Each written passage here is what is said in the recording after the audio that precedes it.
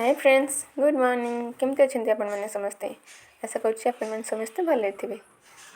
आज मैं सका पखाड़ खाई मो दिन स्टार्ट करी। तापर इच्छा होता किसी स्नैक्स खावाई से मुझे कोबी को भलसे गुंड करदी। गुंड कर सारापर सिझा आलू, पियाज कटा, धनिया, रुचि, जीरा गुंड, लंका गुंड, लुण, हलदी सबको भलसे मिसई